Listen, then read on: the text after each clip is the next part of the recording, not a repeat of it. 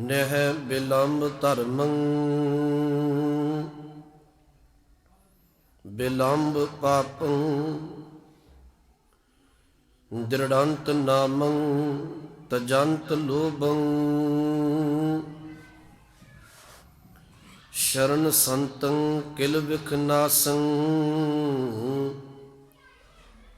ਪ੍ਰਾਪਤੰ ਧਰਮ ਲਖਿਅਨ ਨਾਨਕ ਜੇ ਸੋ ਪ੍ਰਸੰਨ ਮਾਧਵੈ।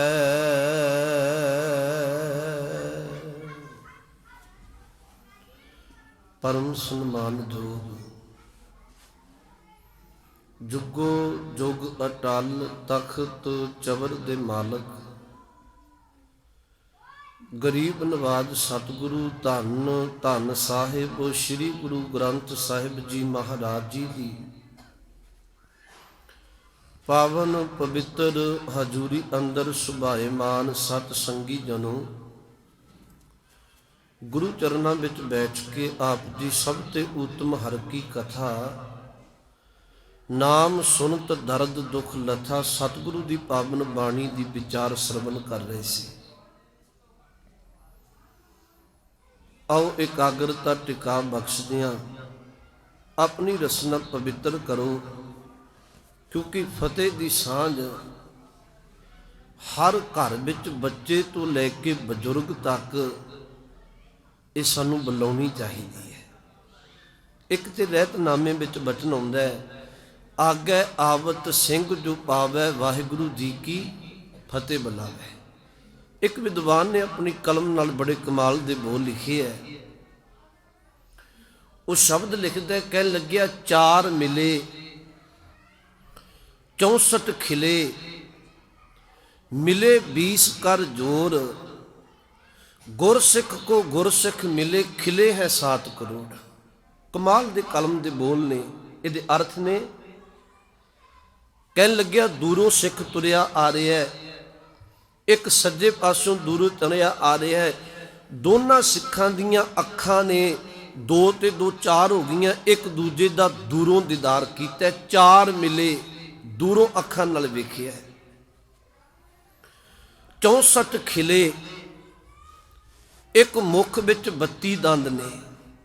ਉਹ ਸ਼ਬਦ ਵਰਤਦਾ ਹੈ, 2 ਗੁਰਸਿੱਖਾਂ ਦੇ ਮੁਖ ਵਿੱਚ 64 ਦੰਦ ਹੋ ਗਏ। ਕਹਿਣ ਲੱਗੇ ਸਿੱਖ ਦੂਰੋਂ ਅੱਖਾਂ ਨਾਲ ਜਦੋਂ ਸਿੱਖ ਨੂੰ ਵੇਖਦਾ ਹੈ ਤੇ ਉਹਦੇ ਚਿਹਰੇ ਤੇ ਖਿੜਾਓ ਆ ਜਾਣਾ ਚਾਹੀਦਾ ਹੈ। ਚਾਰ ਮਿਲੇ 64 ਖਿਲੇ ਜਦੋਂ ਲਾਗੇ ਆ ਜਾਏ, ਮਿਲੇ 20 ਕਰ ਜੋਰ, ਹੱਥ ਜੋੜੇ ਤੇ 8 ਉਂਗਲਾਂ 2 ਅੰਗੂਠਿਆਂ ਸਮੇਤ 10 ਉਂਗਲਾਂ ਕਹਿ ਲਵੋ ਇੱਕ ਸਿੱਖ ਦੇ ਹੱਥ ਦੀਆਂ, 10 ਦੂਜੇ ਦੀਆਂ। ਜਦੋਂ ਲਾਗੇ ਆਏ ਮਿਲੇ 20 ਕਰ ਜੋੜ, ਹੱਥ ਜੋੜ ਕੇ ਮਿਲੇ। ਗੁਰਸਿੱਖ ਕੋ ਗੁਰਸਿੱਖ ਮਿਲੇ ਖਿਲੇ ਹੈ 7 ਕਰੋੜ। 3.5 ਕਰੋੜ ਇੱਕ ਸਰੀਰ ਦੇ ਰੋਮ ਨੇ ਮੰਨੇ ਜਾਂਦੇ ਹੈ। ਕਹਿਣ ਲੱਗੇ ਸਿੱਖ ਸਿੱਖ ਨੂੰ ਮਿਲਦਾ ਨਾ ਜਦੋਂ, ਵਿੱਚ ਗੁਰੂ ਨੂੰ ਰੱਖ ਕੇ ਗੁਰੂ ਬਖਸ਼ੀ ਫਤਿਹ ਬੁਲਾਉਂਦਾ ਹੈ, ਸਿੱਖ ਦਾ ਇੱਕ ਇੱਕ ਰੋਮ ਖਿੜ ਜਾਂਦਾ ਹੈ। ਸ਼ਬਦਾਂ ਨੂੰ ਮੈਂ ਦੁਹਰਾ ਦਿਆਂ, ਚਾਰ ਮਿਲੇ 64 ਖਿਲੇ ਮਿਲੇ 20 ਕਰ ਜੋਰ ਗੁਰਸਿੱਖ ਕੋ ਗੁਰਸਿੱਖ ਮਿਲੇ ਖਿਲੇ ਹੈ 7 ਕਰੋੜ। ਤੇ ਮੈਂ ਫਿਰ ਤੁਹਾਨੂੰ ਬੇਨਤੀ ਕਰਾਂਗਾ, ਸਾਨੂੰ ਇਹ ਘਰਾਂ ਵਿੱਚ ਪ੍ਰਣ ਕਰ ਲੈਣਾ ਚਾਹੀਦਾ ਹੈ, ਬੱਚਿਆਂ ਤੋਂ ਲੈ ਕੇ ਬਜ਼ੁਰਗ ਅਸੀਂ ਜਦੋਂ ਵੀ ਇੱਕ ਦੂਜੇ ਨੂੰ ਮਿਲੀਏ ਉਦੋਂ ਗੁਰੂ ਬਖਸ਼ੀ ਫਤਿਹ ਦੀ ਸਾਂਝ ਪਾਈਏ। ਆਓ ਇੱਕ ਵਾਰ ਆਪ ਦੀ ਇਕਾਗਰਤਾ ਬਖਸ਼ਦਿਆਂ ਰਸਨਾ ਪਵਿੱਤਰ ਕਰਕੇ ਆਖੋ ਜੀ, ਵਾਹਿਗੁਰੂ ਜੀ ਕਾ ਖਾਲਸਾ ਵਾਹਿਗੁਰੂ ਜੀ ਕੀ ਫਤਿਹ। ਧੰਨ ਗੁਰੂ ਗ੍ਰੰਥ ਸਾਹਿਬ ਦੀ ਬਾਣੀ ਦੇ 1430 ਅੰਗ ਨੇ।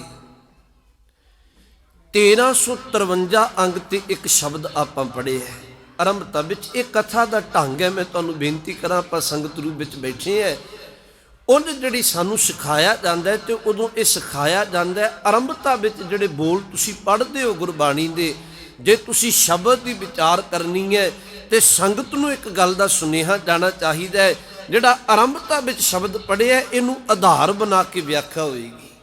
ਇਹ ਮੂਲ ਹੈ, ਤੁਹਾਨੂੰ ਪਤਾ ਹੋਵੇ ਤੁਸੀਂ ਅਕਸਰ ਜਦੋਂ ਕਥਾ ਸੁਣਦੇ ਹੋ, ਸ੍ਰੀ ਦਰਬਾਰ ਸਾਹਿਬ ਦਾ ਜੋ ਹੁਕਮਨਾਮਾ ਸਾਹਿਬ ਆਇਆ ਉਹਨੂੰ ਗੁਰੂ ਕਾ ਵਜ਼ੀਰ ਪੜ੍ਹੇਗਾ ਇੱਕ ਵਾਰ, ਉਹ ਤਾਂ ਪੜ੍ਹਦਾ ਕਿ ਸੰਗਤ ਨੂੰ ਪਤਾ ਲੱਗਦਾ ਇਸ ਸ਼ਬਦ ਨੂੰ ਆਧਾਰ ਬਣਾ ਕੇ ਇਸ ਸ਼ਬਦ ਦੀ ਅਰਥ ਕੀਤੇ ਜਾਣਗੇ।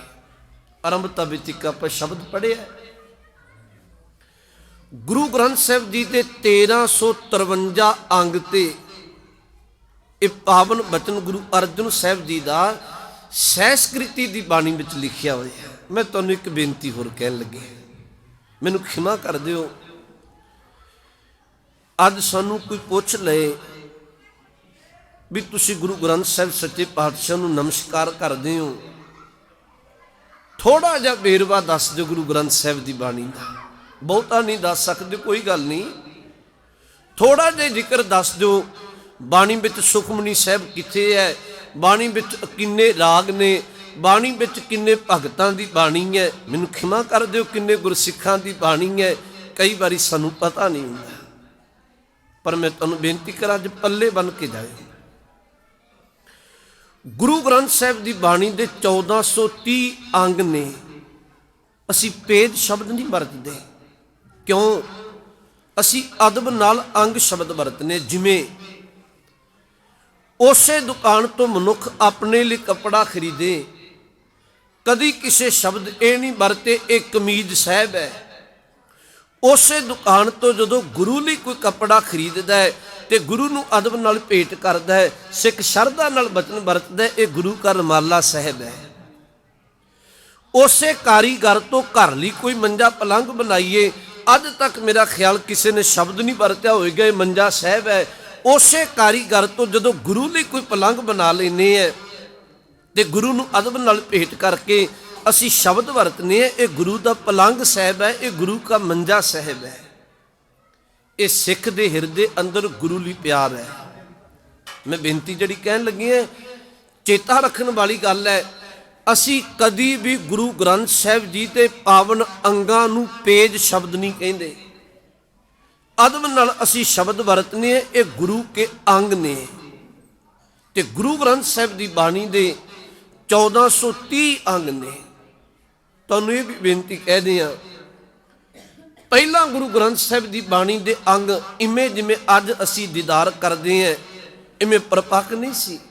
ਅੰਗਾਂ ਦੀ ਗਿਣਤੀ ਬਾਅਦ ਘਟ ਰਹੀ ਹੈ।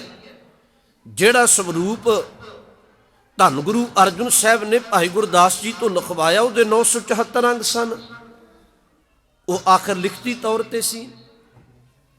ਸ਼ਰਧਾ ਨਾਲ ਬੇਅੰਤ ਸਿੱਖਾਂ ਨੇ ਗੁਰੂ ਗ੍ਰੰਥ ਸਾਹਿਬ ਜੀ ਦੀ ਪਾਵਨ ਬਾਣੀ ਨੂੰ ਲਿਖਿਆ, ਵੱਖਰੇ ਵੱਖਰੇ ਅੰਗ ਹੁੰਦੇ ਸਨ। ਦੂਰ ਨਾ ਜਾਓ, ਸ਼ਹੀਦ ਬਾਬਾ ਦੀਪ ਸਿੰਘ ਜੀ ਉਸ ਮਹਾਂਪੁਰਖ ਨੇ 4 ਸਵਰੂਪ ਲਿਖੇ। ਉਹਨਾਂ ਦੇ ਅੰਗਾਂ ਦੀ ਜਿਹੜੀ ਗਿਣਤੀ ਹੈ ਉਹਦਾ ਫਰਕ ਹੈ, ਪਰ ਜਿਹੜੇ ਅੱਜ ਸਾਡੇ ਕੋਲ ਮੌਜੂਦ ਗੁਰੂ ਗ੍ਰੰਥ ਸਾਹਿਬ ਦੀ ਪਾਵਨ ਬਾਣੀ ਹੈ ਇਹਦੇ ਅੰਗ ਪੰਚ ਨੇ ਮੁਕਰਰ ਕਰ ਦਿੱਤੇ। ਹਰ ਸ਼ਬਦ ਉਸੇ ਅੰਗ ਤੇ ਆਵੇ ਤੇ ਮਸ਼ੀਨੀ ਛਾਪ ਹੈ। ਤੇ ਅੱਜ ਕੱਲ ਜਿਹੜੀ ਅੰਗਾਂ ਦੀ ਗਿਣਤੀ ਉਹ 1430 ਹੈ। ਫਿਰ ਬੇਨਤੀ ਤੁਹਾਨੂੰ ਕਰਾਂ, 1430 ਅੰਗ ਵਿੱਚੋਂ ਆਰੰਭਲੀ ਜਿਹੜੀ ਬਾਣੀ ਜੇ ਕੋਈ ਪੁੱਛੇ ਉਹ ਜਪਜੀ ਸਾਹਿਬ ਹੈ। 31 ਰਾਗ ਨੇ ਗੁਰੂ ਗ੍ਰੰਥ ਸਾਹਿਬ ਦੀ ਬਾਣੀ ਵਿੱਚ। ਹਾਲਾਂਕਿ ਧਿਆਨ ਵਿੱਚ ਰੱਖੋ, ਜਦੋਂ ਗੁਰੂ ਅਰਜਨ ਸਾਹਿਬ ਮਹਾਰਾਜ ਨੇ ਭਾਈ ਗੁਰਦਾਸ ਜੀ ਨੂੰ ਲਿਖਾਰੀ ਲਾ ਕੇ ਪਹਿਲੀ ਵਾਰ 1602 ਈਸਵੀ ਦੇ ਅੰਦਰ ਰਾਮਸਰ ਸਰੋਵਰ ਦੇ ਕੰਢੇ ਗੁਰਬਾਣੀ ਲਿਖਾਈ, ਉਦੋਂ ਜਿਹੜੀ ਰਾਗਾਂ ਦੀ ਗਿਣਤੀ ਉਹ 30 ਸੀ, ਉਦੋਂ 31 ਨਹੀਂ ਸੀ। ਉਦੋਂ ਆਰੰਭਲਾ ਰਾਗ ਸ੍ਰੀ ਰਾਗ ਹੈ, ਅਖੀਰਲਾ ਰਾਗ ਪ੍ਰਭਾਤੀ ਹੈ। ਬਾਣੀ ਪੜ੍ਹਨ ਵਾਲਿਆਂ ਨੂੰ ਪਤਾ ਹੋਵੇਗਾ, ਇਹ ਵੀ ਗੁਰੂ ਨੇ ਬੜੀ ਬਖਸ਼ਿਸ਼ ਕੀਤੀ ਹੈ। ਜਿਹੜਾ ਸ੍ਰੀ ਰਾਗ ਹੈ ਨਾ, ਜਿਹੜਾ ਆਰੰਭਲਾ ਰਾਗ ਹੈ 14 ਅੰਗ ਤੋਂ ਆਰੰਭ ਹੁੰਦਾ ਹੈ, ਉਹਦਾ ਗਾਉਣ ਦਾ ਵਕਤ ਸ਼ਾਮਾਂ ਦਾ ਵਕਤ ਹੈ। ਜਿਹੜਾ ਪ੍ਰਭਾਤੀ ਰਾਗ ਹੈ ਉਹਦਾ ਗਾਉਣ ਦਾ ਵਕਤ ਅੰਮ੍ਰਿਤ ਵੇਲਾ ਹੈ। ਗੁਰੂ ਅਰਜਨ ਸਾਹਿਬ ਨੇ ਵੀ ਇੱਕ ਕਿਰਪਾ ਕੀਤੀ, ਸਿੱਖਾ ਤੂੰ ਜਦੋਂ ਬਾਣੀ ਮੁੱਢ ਤੋਂ ਪੜ੍ਹੇਗਾ ਤੇਰੀ ਜੀਵਨ ਵਿੱਚ ਅੰਧਕਾਰ ਵੀ ਹੋਇਆ ਨਾ, ਤੇਰੀ ਜ਼ਿੰਦਗੀ ਵਿੱਚ ਹਨੇਰਾ ਹੋਇਆ, ਯਾਦ ਰੱਖੀ ਤੂੰ ਅਖੀਰ ਤੱਕ ਬਾਣੀ ਪੜ੍ਹਦਿਆਂ ਜਦੋਂ ਪ੍ਰਭਾਤੀ ਤੇ ਪਹੁੰਚੇਗਾ ਗੁਰੂ ਤੇਰੀ ਜ਼ਿੰਦਗੀ ਵਿੱਚ ਪ੍ਰਕਾਸ਼ ਕਰ ਦੇਗਾ। ਗੁਰੂ ਨੇ ਰਮਜ ਰੱਖੀ ਸੀ। ਉਦੋਂ ਰਾਗਾਂ ਦੀ ਗਿਣਤੀ 30 ਸੀ। ਤੁਹਾਨੂੰ ਆਪਣੀ ਸੁਰਤ ਤੇ ਜ਼ਰੂਰ ਜ਼ੋਰ ਦੇਣਾ ਪੈਣਾ ਹੈ, ਮੈਨੂੰ ਪਤਾ ਇਸ ਗੱਲ ਦਾ। ਕਿਉਂਕਿ ਜੇ ਤੁਸੀਂ ਇਵੇਂ ਬਾਣੀ ਨੂੰ ਬਚਣਾ ਹੈ ਤੇ ਸਾਨੂੰ ਸੁਰਤ ਟਿਕਾਉਣੀ ਪੈਂਦੀ ਹੈ। ਫਿਰ ਬੇਨਤੀ ਵੱਲ ਧਿਆਨ ਦਿਓ। 31ਵਾਂ ਰਾਗ ਧੰਨ ਗੁਰੂ ਕਲਗੀਧਰ ਪਾਤਸ਼ਾਹ ਮਹਾਰਾਜ ਨੇ ਦਮਦਮਾ ਸਾਹਿਬ ਸਾਬੋ ਕੀ ਤਲਵੰਡੀ ਤੇ ਜਦੋਂ ਭਾਈ ਮਨੀ ਸਿੰਘ ਜੀ ਨੂੰ ਲਖਾਰੀ ਲਾਇਆ, ਉਦੋਂ 31ਵਾਂ ਰਾਗ ਦਰਜ ਕੀਤਾ, ਜਿਹਦਾ ਨਾਮ ਜੈਜਾਬੰਤੀ ਹੈ। ਤੇ ਤੁਸੀਂ ਹੈਰਾਨ ਹੋਵੋਗੇ, ਜਿਹੜੀ ਜੈਜਾਬੰਤੀ ਦੀ ਰਾਗ ਹੈ ਅਖੀਰਲਾ ਅੱਜ ਕੱਲ, ਉਹਦੇ ਵਿੱਚ ਬਾਣੀ ਕੇਵਲ ਗੁਰੂ ਤੇਗ ਬਹਾਦਰ ਸਾਹਿਬ ਜੀ ਦੀ ਹੈ। ਉਹਦੇ ਵਿੱਚ ਹੋਰ ਗੁਰੂ ਸਾਹਿਬਾਨ ਦੀ ਬਾਣੀ ਨਹੀਂ ਤੁਹਾਨੂੰ ਮਿਲੇਗੀ।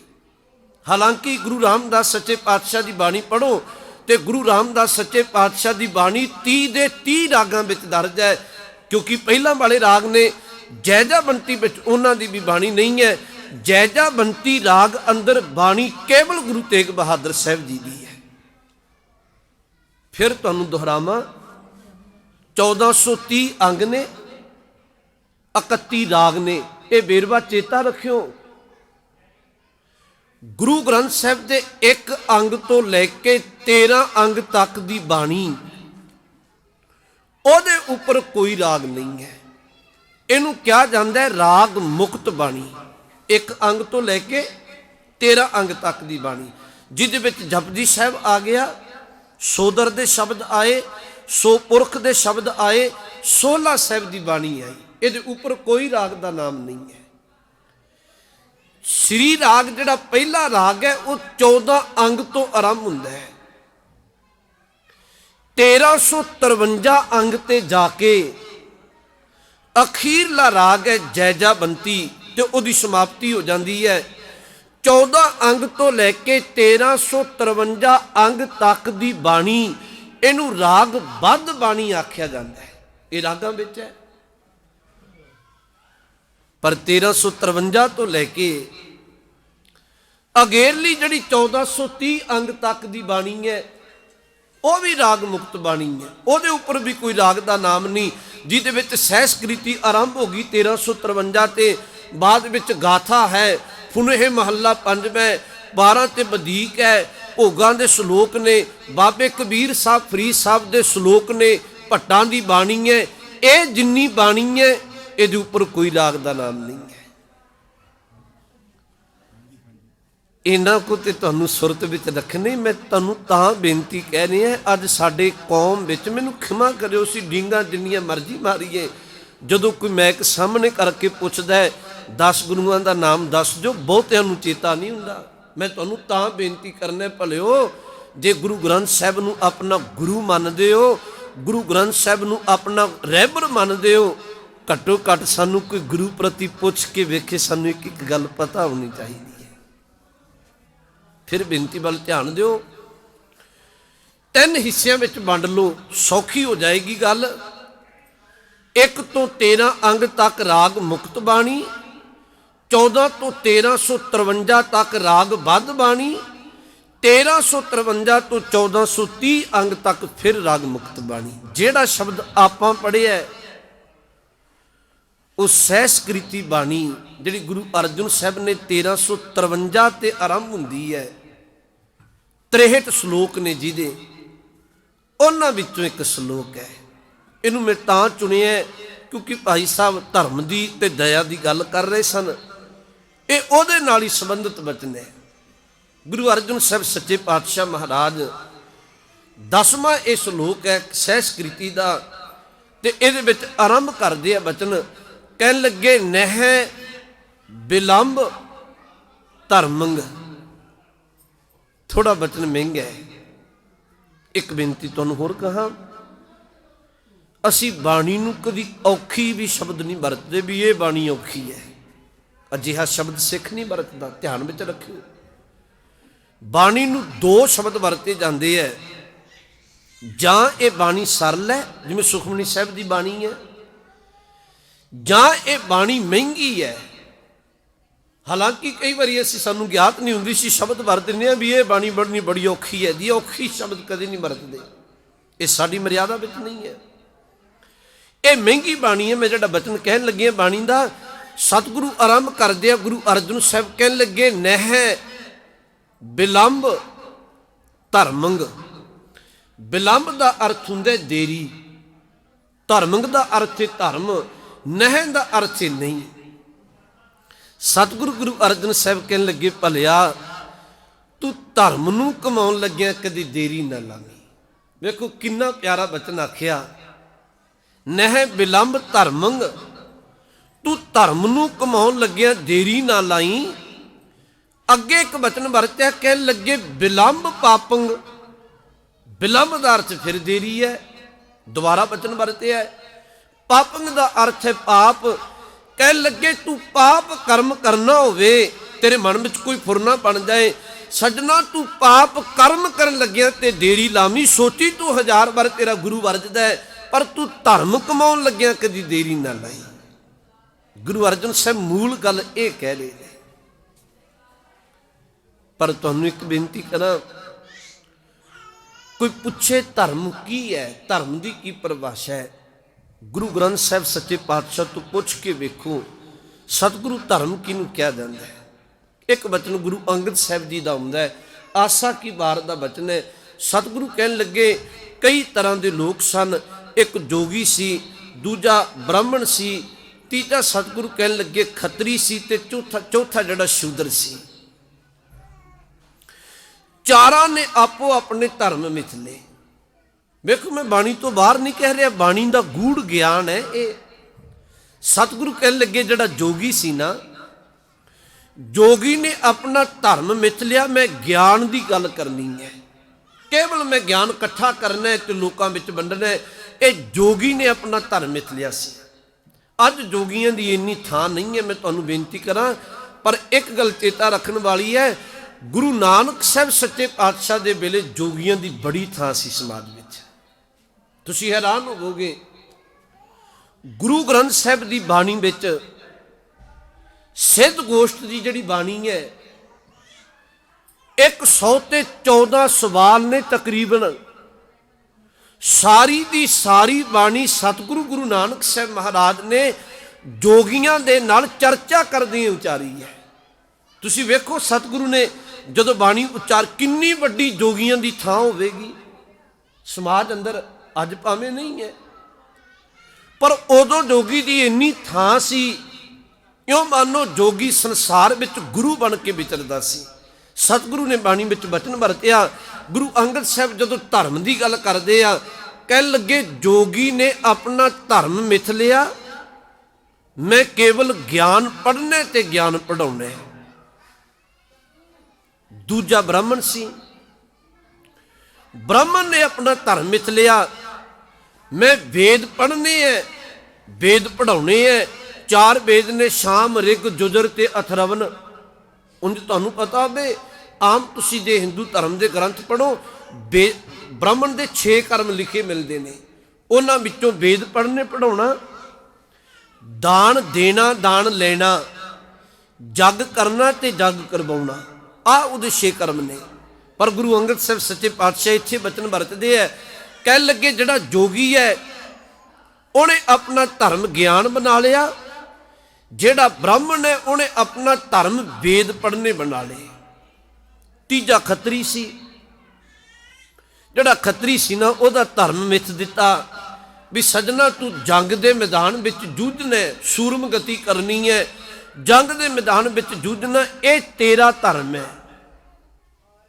ਚੌਥਾ ਇੱਕ ਸ਼ੂਦਰ ਸੀ, ਸ਼ੂਦਰ ਨੂੰ ਮਿਥ ਦਿੱਤਾ, ਕਹਿਣ ਲੱਗੇ ਤੂੰ ਸਾਰਿਆਂ ਦੇ ਇਹਨਾਂ ਦੇ ਜੋੜੇ ਝਾੜਨੇ ਹੈ, ਤੂੰ ਇਹਨਾਂ ਦੇ ਘਰਾਂ ਦੀਆਂ ਸਫਾਈਆਂ ਕਰਨੀਆਂ। ਸਭ ਤੋਂ ਜਿਹੜਾ ਮਾੜਾ ਕਰਮ ਉਹ ਸ਼ੂਦਰ ਦੇ ਵੱਸ ਪਾ ਦਿੱਤਾ। ਤੈਨੂੰ ਹੱਕ ਨਹੀਂ ਹੈ, ਬ੍ਰਾਹਮਣ ਨੇ ਆਖਿਆ, ਤੂੰ ਵੇਦ ਪੜ੍ਹ ਸਕੇ, ਤੈਨੂੰ ਹੱਕ ਨਹੀਂ ਹੈ ਤੂੰ ਗਿਆਨ ਦੀ ਗੱਲ ਪੜ੍ਹ ਜਾਂ ਸੁਣ ਸਕੇ। ਤੁਹਾਨੂੰ ਇੱਕ ਬੇਨਤੀ ਹੋਰ ਕਰਾਂ, ਆਪਾਂ ਸਾਰੇ ਸ਼ੂਦਰ ਹੀ ਹੈ, ਚੇਤਾ ਰੱਖੋ ਇਸ ਗੱਲ ਦਾ। ਸਾਡੇ ਪੁਰਖਿਆਂ ਵੱਲ ਝਾਤ ਪਾਓ ਨਾ ਤੁਸੀਂ ਪਿਛੋਕੜ ਵਿੱਚ। ਪਿਛੋਕੜ ਮੈਂ ਲੰਬੇਰੀ ਦੀ ਬੇਨਤੀ ਕਹਿ ਰਿਹਾ, ਗੁਰੂ ਨਾਨਕ ਸਾਹਿਬ ਵੇਲੇ ਜਿਹੜੇ ਸਾਡੇ ਪਿਛੋਕੜ ਦੇ ਪੁਰਖ ਹੋਣਗੇ ਬਜ਼ੁਰਗ, ਉਹਨਾਂ ਦਾ ਹਾਲ ਪਤਾ ਕਿਹੋ ਜਿਹਾ ਰਿਹਾ। कदे इतिहास नूं पढ़ के वेखो, उन्हां दा हाल अजिहा रहा है कि एक खूह तो एक कुत्ता ते पानी पी सकदा है, मैनूं खिमा कर दिओ, पर एक शूदर उथों पानी नहीं पी सकदा। उन्हां दा हाल ये सी शूदरां दा, रात दे वक्त जे तुरना उन्होंने अपने गले विच टल लटका के तुरना पएगा। क्यों? क्योंकि आउंदे ब्राह्मण नूं पता लग जाए इधरों शूदर आ रहा है। मैनूं खिमा करिओ, शब्द तुहानूं सुनने पैणगे। साडे पुरखियां दा अजिहा हाल रहा गुरु नानक साहब तो पहला कि जे एक ब्राह्मण चाहे मैं थुकना चाहना तो शूदर अपना मूँह खोल दे उहदे थुकण दे लई। बदकिस्मती है सजना तेरी, ये तो गुरु नानक साहब का परोपकार है, साडे ते पूरी मनुखता ते ही है। सतगुरु गुरु नानक साहब ने आख्या भलिया ये गल नहीं है जिवें तू करदा आ रहा सदियां तो। गुरु कहंदा एक पिता एक सके हम बारक, तू मेरा गुरहाई। गुरु कहंदा अवल अल्लाह नूर उपाया कुदरत के सब बंदे, एक नूर ते सब जग उपजया कौन भले को मंदे। गुरु ए पावन बाणी विच बचन वरतदा है, मानस की जात सब है एक है पहचान वो। गुरु ए पावन बाणी विच बचन वरतदा है, एकल माटी कुंचर चीटी भाजन है वो नाना रे। साहब ने बचन वरते कहन लगे भलिया की होया, बनाउण वाला ते सब नूं एक परमात्मा है, ते तू इवें वंडियां पा के वितकरे करी जा रहे हैं। ताही गुरु नानक साहब ने मनुखता की झोली विच गुरबाणी पाई है। सानू हक नहीं सी, पर साडी ओडी बदकिस्मती है जिन्ना गुरु ने यही गुरु की दया है। भाई साहब गल कर रहे सन, ये गुरु का तरस है, ये गुरु की दया है साडी मनुखता ते। मैं तुहानूं बाणी विच एक वचन कह दियां, भगत रविदास साहब जी का एक वचन आउंदा है, तुसीं हैरान हो जाओगे किते पढ़ के। भगत जी वचन वरतदे है, कह लगे परमात्मा मैं तेरा शुक्र करदा है, साडे नाल ते कोई छूना नहीं चाहुंदा सी। जे किते बाणी विच वचन है, जे किते साडे नाल कोई छू जांदा सी लोग भिट मनदे सन, पर परमात्मा तेरा पल्ला पकड़िया, तू हैरान करन वाले, तू बख्शिश कर दी, साडे ते छतर झुला दिते। ओ मालका तू बेअंत इन्ने, तू नीवियां नूं उच्चिया चकन वाले, तेनू किसे दा भौ नहीं है। असी ते तेरी टेक लैके तर गए, नहीं ते सानू ते लोग शूद्र कह के पुकारदे सन। गुरबाणी दा वचन है, जाकी छोट जगत को लागै। आ बाणी दा बोल है भगत रविदास साहब जी दा। जाकी छोट, छोट दा अर्थ है छू जाना। जाकी छोट जगत को लागै, जिन्हों छूण दे नाल लोग सोच भिट मनदे सन। तां पर तू ही टरै, ऐसी लाल तुझ बिन कौन करै। गरीब नवाज गुसैया मेरा, माथे छतर धरै। एक मालका तू है जिन्हें साढ़े सिर ते छतर झुला दिते, नीचे ऊंच करे मेरा गोबिंद, काहू ते ना डरै। ये सौखी गल नहीं सी, तुहानूं पता होवे ये गुरु नानक दे घर विचों दया दी बिरती निकली हुई है। तुहानूं पता होएगा, शायद मैं तुहानूं बेनती करा, गोइंदा नाम का एक पुरुष होया गोइंदवाल साहब की धरती ते। हालांकि वह पहला गुरु घर का श्रद्धालु रहा, जदों गोइंदवाल साहब गुरु अमरदास जी ने वसाया, उही गोइंदाबाद विच अकबर के दरबार विच जाके नाल कुछ साथियों नूं लैके शिकायत कर दिंदा है। शिकायत यह करदा है कि जेड़े गुरु अमरदास जी ने इन्हें इक्को पंगत चला दी, ये कोई जात पात नहीं मनते, तो सब नूं इक्को जिहा प्रसाद पानी, इक्को थां उपदेश। जिन्हां नूं लोक कल ज्ञान की गल सुनन नहीं दिंदे सी, वो ज्ञान पढ़ी जा रहे हैं।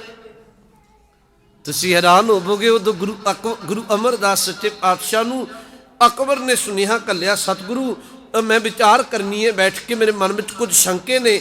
गुरु अमरदास सच्चे पातशाह ने भाई जेठा जी गुरु रामदास जी नूं घल्लिया सी। बड़िया मुश्किलों विचों निकले हुए ने, सतगुरु ने दया की है। मैं बेनती तो दूर ना जावां, गुरु ने बचन वरत्या, कहन लगे चार सन, फिर शब्दां नूं दोहराउण लगे हैं, जोगी ने अपना धर्म मिथ लिया ज्ञान पढ़ना पढ़ाउना, ब्राह्मण ने अपना धर्म मिथ लिया वेद पढ़ने पढ़ाने, खतरी का धर्म मिथ दिता तू सूरम गति करनी है, शूदर नूं आख्या तू सब दे भांडे मांजने है। पर धन गुरु अंगद साहब कहन लगे जे तुसी धर्म की सच्ची परिभाषा समझनी होवे ते सच्ची परिभाषा धर्म की यह है कि सारे दे सारे अंदर दे वितकरे मिटा के एक परमात्मा की भगती करना धर्म है। आ शब्द वाल ख्याल करो जिहदी व्याख्या मैं तुहानूं कीती है। जोग शब्दंग, ज्ञान शब्दंग, वेद शब्दंग ब्राह्मण है, खतरी शब्दंग सूर शब्दंग, शूद्र शब्दंग प्राकृत है, सर्व शब्दंग एक शब्दंग, सारियां दा इको धर्म है। सर्व शब्दंग एक शब्दंग, जे कोई जाने भयो नानक ताका दास है सोई निरंजन दियो। सब दा इको ही धर्म है। एक बेनती तुहानूं होर कहन लगे, अज लोकां धर्म के नाम ते भी झगड़े पाए हैं। कहते नहीं भी कोई 3 जने बैठे सन, बैठे होया वो एक राम नूं मनण वाला सी, एक रहीम कहंदा सी, एक अल्लाह कहंदा सी, ते आपो अपनियां दलीलां दे के शब्द वरती जान। कोई कहे राम वड्डा है, दूजा दलील दे के अपनी कहन लग्या रहीम